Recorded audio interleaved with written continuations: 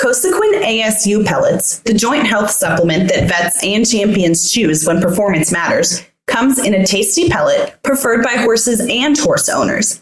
The ingredients have been shown in cell culture studies to be more effective in reducing the breakdown of cartilage than glucosamine and chondroitin sulfate alone. Learn more at cosequinequine.com. Hi, everyone. Welcome back to another episode of The Ride. This is Nichole, and I am here with my co-host, Jillian Sinclair.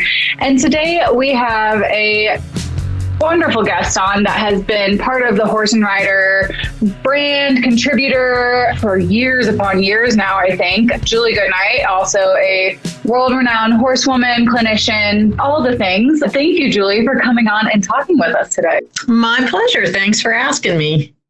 I feel like we've worked with you for so long, and I don't know why it's taken us so long to get you on this podcast. Well, podcasts are kind of that way. It's sort of traditionally been the last thing people think of, but now they've gotten so popular and people have figured out the value of listening, and we love to listen about things we love, like horses. So congratulations on your success with your podcast. Oh, thank you. Well, I feel like probably most of our listeners and our readers are very familiar with who you are. But for people who might just be joining our brand, our magazine, our podcast, can you kind of tell people a little bit about your horse life growing up and how you found your way into a career with horses? Well, it's a long story, and I'll give you the punchline right away. I never intended to have a career with horses. I never imagined it. I never thought for a second that it was a possibility. Even though I grew up with horses, it just wasn't really ever on my radar screen as a career choice. And I grew up in Central Florida, right outside of Orlando, Florida, back when it was just a small little cow town, long before Disney World.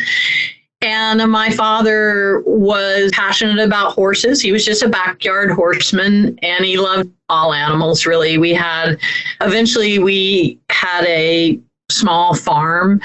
We always had horses, and we used to have a old place out in the country called the Old Farm, where we kept our horses, and they just were out at pasture. And every weekend we would pack up and go to the old farm, and we would play with the horses. And then eventually, when I was maybe about 5 or 6, we actually bought a small farm where we lived and had the horses at home.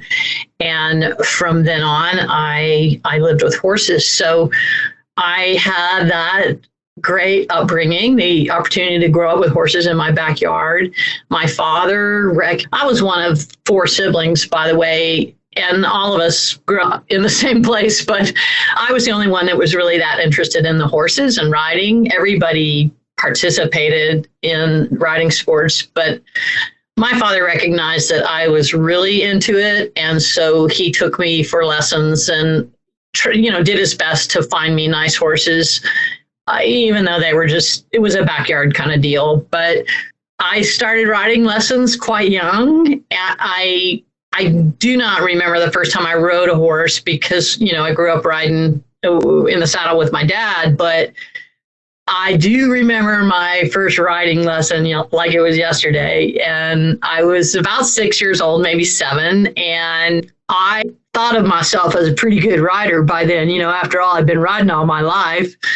I remember I was so excited about that riding lesson, and I wanted to learn how to ride English because that's what everybody did, and I wanted to do jumping because in Florida, that's what you did. And at least that's what I wanted to do. My dad didn't have that kind of background, so hence the riding lesson. So I showed up for my first riding lesson thinking I pretty well knew everything there was to know about horses. And that riding instructor was going to be so impressed with how much I knew.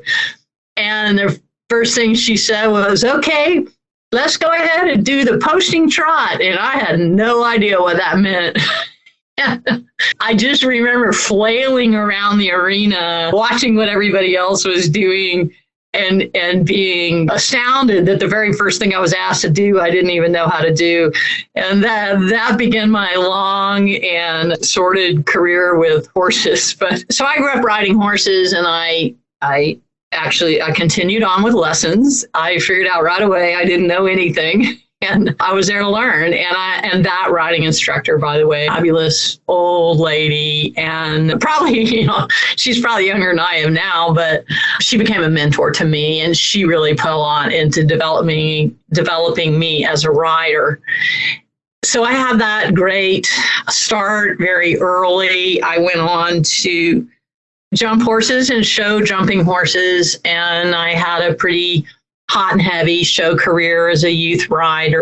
And I did best in equitation because I didn't have great horses. So I had to ride a horse that was good enough. And the only thing I had to prove was how well I could ride. So that, in hindsight, turned out to be great because it instilled a lot of knowledge and riding skill in me at a young age. And it was all based in classical horsemanship. So it doesn't get any better than that in terms of education with horses, a background. So when I went to college, I thought that would be the end of the youthful sport of riding. And I would go to college and do other things. Well, I did go to college and I did do other things. I had about a decade where I was seriously into wilderness sports, other sports. And I never quit riding because jobs involving riding horses turned out to always be the path of least resistance for me. And everywhere I went, I got offered jobs riding horses. So I worked my way through college riding horses, and I ended up in New Mexico at the University of New Mexico. And there was a lot of racing in the state back then. And I worked my way through college riding racehorses and working on breeding farms. But still, I did not plan a career with horses. It wasn't until after I graduated from college and I moved to Colorado, and I moved up there because of the skiing, one of my other passions. I immediately got offered a job training horses, so I took it. It came with the house, very convenient. And so I started training horses right out of college while I was trying to figure out what I was going to do. And I never figured out what I was going to do. I just kept training horses. And I in short order, I went into business for myself because once I realized I was going to have a career with horses, I also rapidly figured out I needed to be my own boss. I needed to do it the way I wanted to do it, not the way somebody else thought it should be done. And so in 1986 or 87, I opened my own business, Goodnight Training Stables, still operating today under the same name. And I just started riding horses, and I'd teach lessons and do whatever, pack trips, birthday parties, whatever somebody paid me for, I'd do it. And boarding. And, I never imagined then what my business or career would end up being. I just kind of started the same way every horse trainer does, really, just hanging out a shingle. So that's how the long story of my background in horses and how I got started in this. I love it. It's so funny when we do these interviews, so many people are like, oh, well, I didn't ever really plan to be in the horse industry. It just so happened. And it's so funny how that works out and how horses have just followed you in every aspect of your life. Even when you moved to Colorado for the skiing, you somehow ended up at a barn working and training horses. Now, you don't just train horses. And I would probably say a big part of your business, and correct me if I'm wrong, is helping horse owners, riders learn how to better communicate with their horses. So you're kind of doing, we speak with a lot of people who focus on the open division, reining or cow horse or whatever, but you've focused a lot on educating horse owners so that they can be a better horse person for their horses. Can you kind of go explain how you found yourself heading in that direction of horse training specifically? Sure. Well, like most horse trainers, our passion is for horses and riding horses, and our talent lies in training horses. And most young horse trainers start out like me, like all of us, thinking, I'm just going to train horses. I don't like teaching people. I don't like dealing with the people. I just like dealing with the horses. And I uttered those extremely naive words myself when I first went into business. But I very rapidly figured out and understood that horses don't pay the bills, humans pay the bills. And no matter what you do as a trainer, no matter how good a trainer you are, that horse is going back to an owner. And it is only in the teaching of the owner and the coaching of the owner and the educating of the owner that the horse will ultimately find success. So I had that really young youth competitive career. And I will have to say pretty well ruined me for showing horses. I've never been, I was really hot and heavy into that as a youth rider for, I don't know, 4 or 5 years. And I just kind of never really got the lust back for that. So competition has never been an area of the business that interests me that much. I do love training for competition, and I love training horses. My true passion in this business is in the training of horses, whether it's on the ground or in the saddle. I love it. I'm an equestrian. I do love to ride horses. I'll go on the record as saying that as well. However, I figured out early on, there was only so many horses you could ride in a day. I figured that out very early on, actually, because I was riding over 10 horses a day when I was in college, and then when, that just kills you. And you're not a good trainer when you ride that many horses. You don't have the patience you need. And so I learned early on, and I had some great business advice that, boarding and training horses, no one ever got rich on that, and that the physical toll that would take would be substantial. So I started early on kind of figuring out, also unbeknownst to me, turns out I had a talent for teaching people. I think I'm pretty good at training horses, but it turns out what I'm really good at is teaching people. And I like to say I'm a good splainer. And people, I'm also a passionate student, and I love researching, and I love learning more about horses, and I am particularly passionate about learning more about horse behavior and shaping behavior. So I have a talent of being able to teach well, communicate well, and that turned out to be, that was my calling, even though it's not the thing that was maybe the most appealing or the most fun part of it, but it definitely paid the bills. And then ultimately, so I started doing clinics, and then I got the opportunity to do a TV show, and that opened up a whole new realm. And along those lines, the internet was coming on strong, and my husband and I both have always been early adopters of technology, even though we're not of the age bracket to be that way. We are. And so I got involved in the internet and social media from the beginning, and I've been able to parlay that into a great business model that works for me. We don't train horses anymore in the traditional sense. I haven't had horses come to my facility for training for probably, 10 or more years now. We have our own horses, and we train hard on them, and we don't do any outside business there. I travel for everything that I do, or we're producing media content from my ranch at home. I think what you said about being able to teach the person, I think that's the hardest part of horse training. Honestly, there are so many, incredible riders who can train a horse all day long. But when it comes to explaining that to the person and being able to translate what they need to do with the horse, that's something that me personally, I've never been able to do that. I would be a horrible horse trainer. I cannot explain how to ride a horse to a person. But, obviously that's something that is a huge part of your career, and you do a lot of clinics that are focused on that. So can you tell us a little bit about your clinics and just how you bring in the people and not so much, focusing on the horses? Sure. Well, first of all, you would be a good horse trainer. You just wouldn't be a good people trainer. And they're different skill sets. Riding and training horses is an extremely intuitive activity. There's actually a mind meld that occurs between a high-level rider and a horse of any level.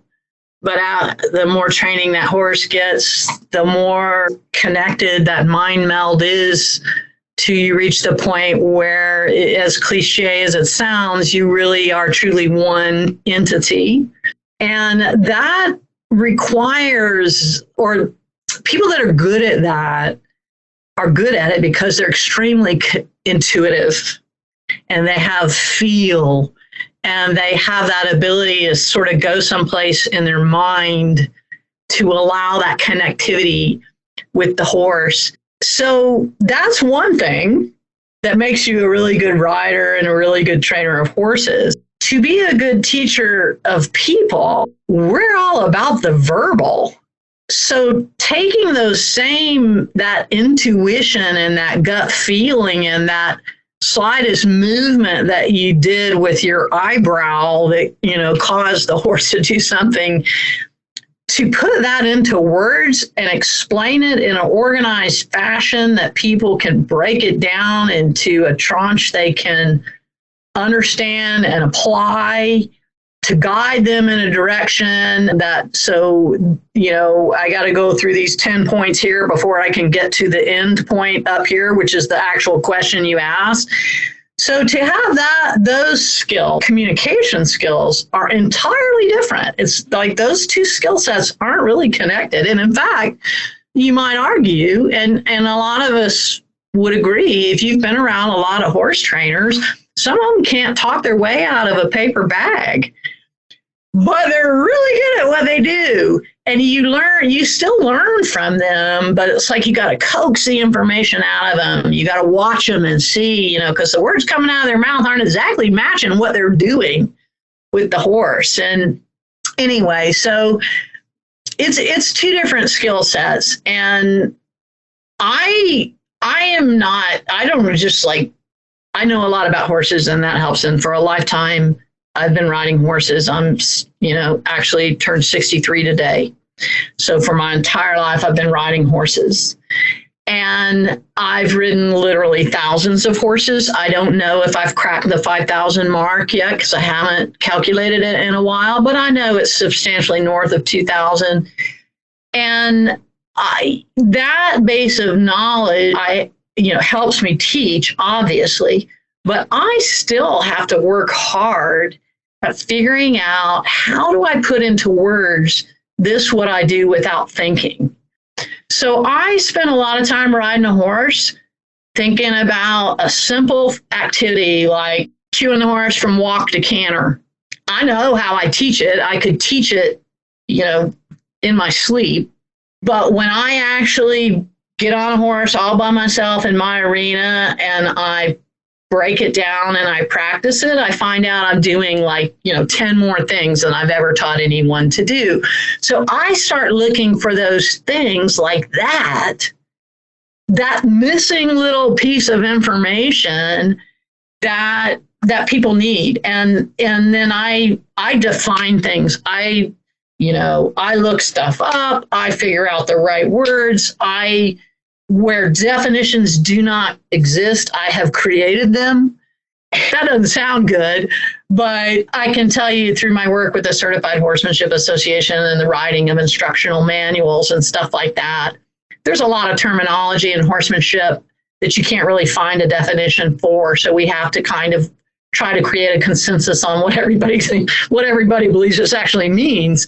So anyway, those are different skill sets. Now, also, one other thing that you asked about, Jillian, that I want to mention is most people think of me as a natural horsemanship trainer, and I'm fine with that title. I do believe that knowing and understanding a horse's behavior is critical to training him and interacting with him and getting the best out of him. But in general, natural horsemanship clinicians tend to focus on the horse. Do this with the horse, do that with the horse, make the horse back up, make the horse do this, make him jump over, whatever. At the end of the day, I don't care how good the horse is, it's incumbent upon the rider to get better. The rider is who interferes with the horse.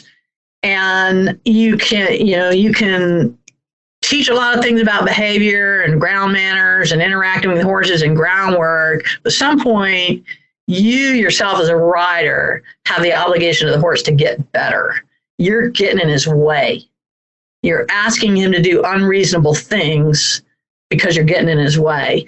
So I'm real strong on that too. I think it's important for the rider to accept responsibility, and I like teaching people to ride better. And I think that's huge. And like you said, instead of just focusing on the horse, which, yes, we are all focused on the horse. That's part of horse training. But you have to go back and evaluate what you're doing first, make sure that you're not getting in the way, like you said, making sure that you're actually setting them up for success and you're not getting in their way. You're not frustrating them. You're not staying in too long and, telling them that they're doing it wrong and constantly just asking for more and more and more and not having that release. And there's a lot of it that I think comes from the rider side of it. Well, first of all, happy birthday. I did not realize today was your birthday. So happy birthday. What are the odds of getting you on the podcast on your birthday? But another thing that you do that I really love, and I've actually been able to participate in it, is that you have done like retreats at Sea Lazy U Ranch. And I got to go to one several years ago, and I got to meet you and your husband and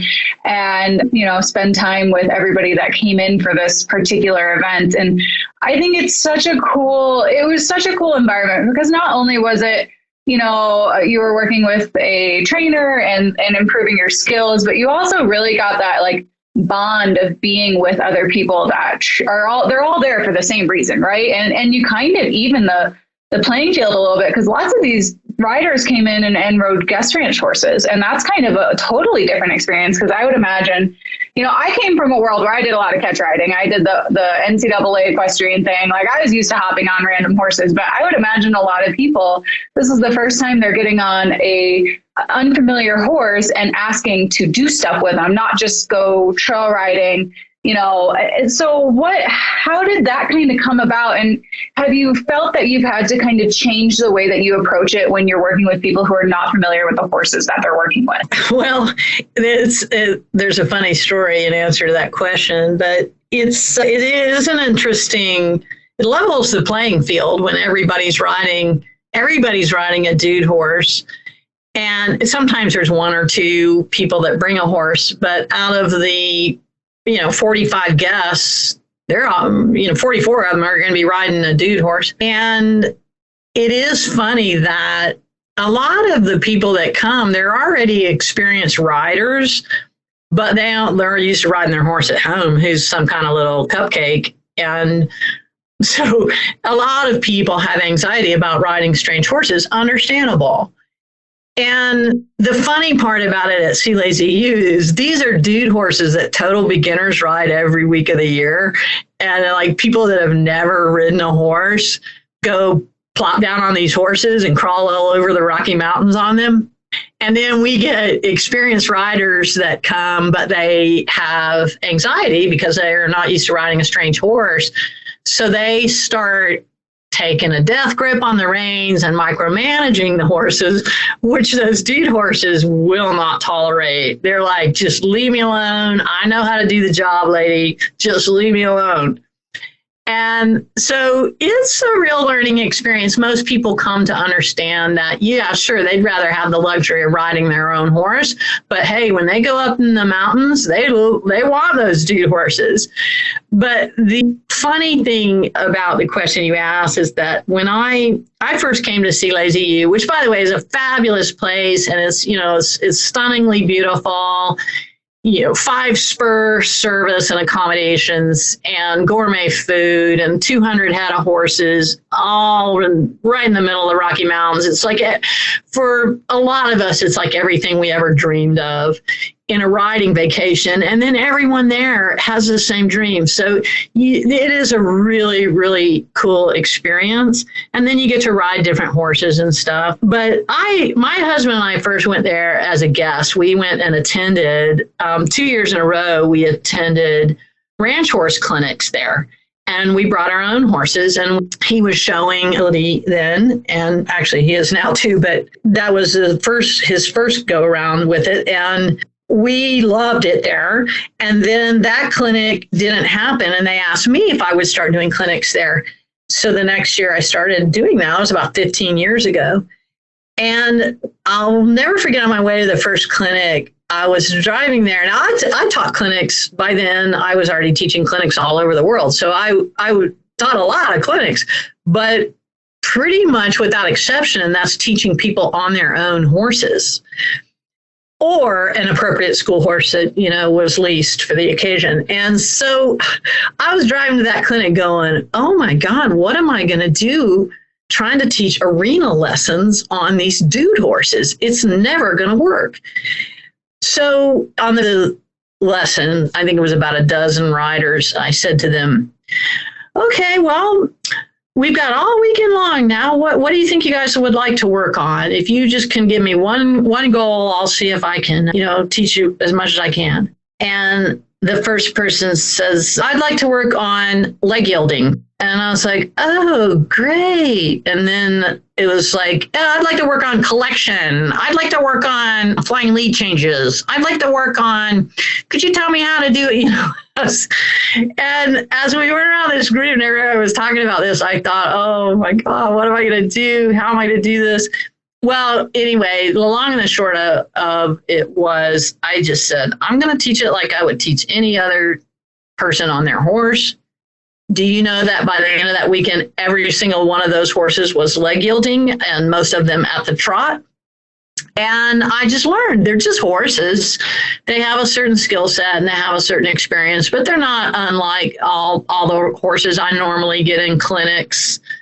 So it's great. It's a fabulous experience. And I've kind of, through no design of my own, because of COVID, I've kind of ended up in this place where the only clinics I'm doing right now are vacation clinics. So I have 4 vacation clinics at Sea Lazy U every year. I'm going to be 2 weeks in Ireland this fall doing clinics and on a vacation ride. And I kind of like it. It's pretty fun. That certainly sounds like a great way to spend your time, especially in Ireland. That's awesome. When you were talking about how at your first clinic, the people, had the expectations of learning how to leg yield and do a flying lead change and things like that, I feel like everyone that once they left the clinic, they learned so much more than they would have if they were riding their own horse and you just taught them how to leg yield and push the button that their horse already have. I think that, they got so much more out of actually the foundation of it and teaching the horse to learn how to do the leg yield rather than just asking for it.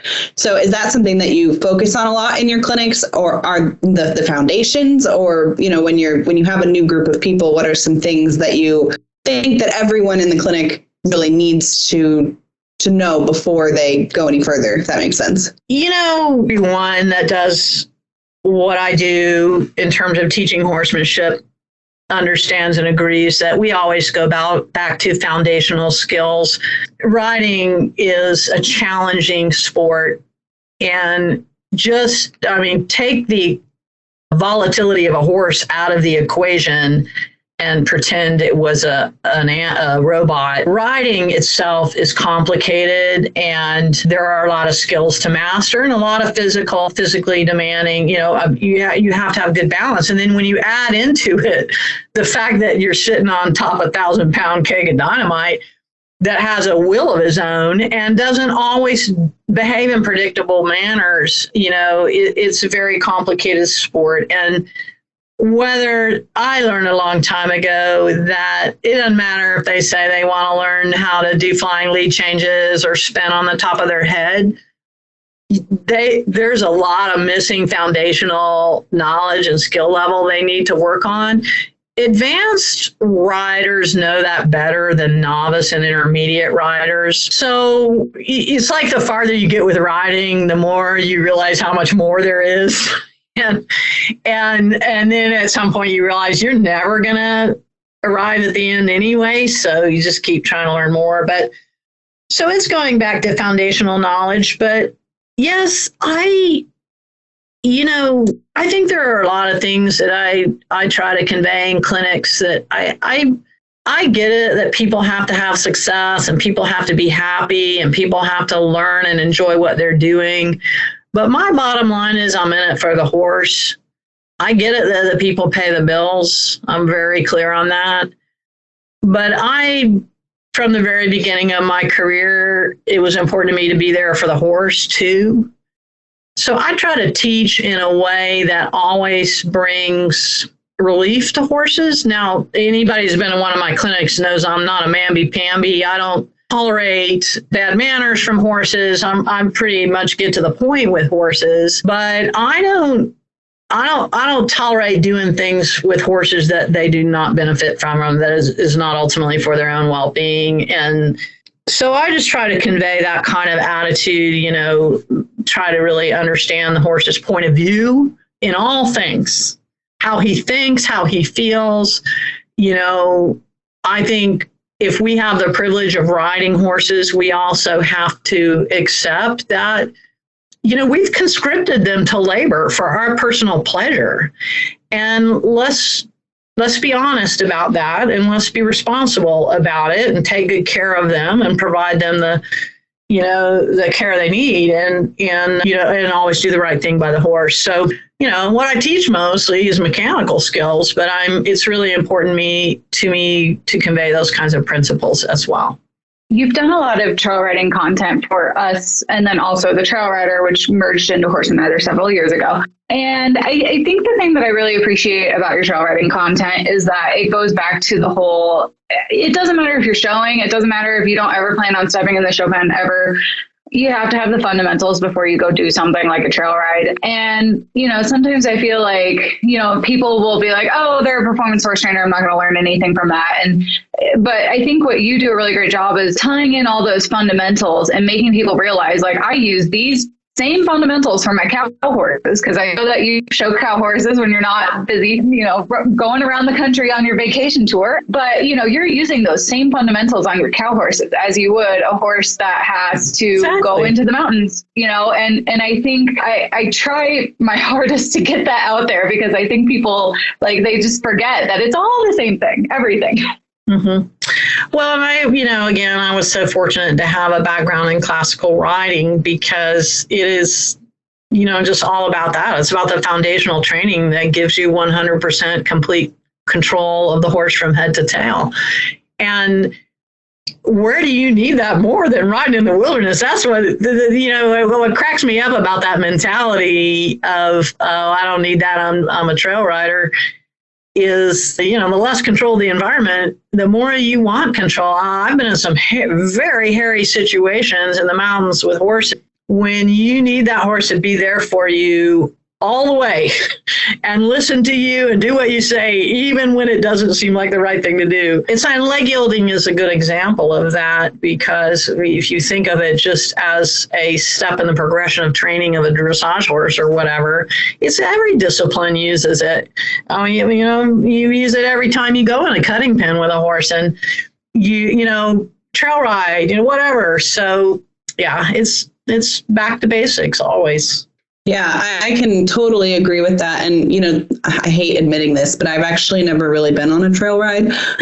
I live in Florida and, it's just not ever been something that I've come across. But I will say part of the reason that I really didn't have a lot of interest in it growing up was because I didn't like the idea of not really having control, I guess that makes sense. But, being on a horse that I don't know and things like that. But now hearing you say that, it really makes me realize that is one of the most important things, even on a trail ride, is being able to control the horse and the situation that you're in. So I definitely need to get on a trail ride soon. I grew up in Florida and I trail rode, but we were never in Florida.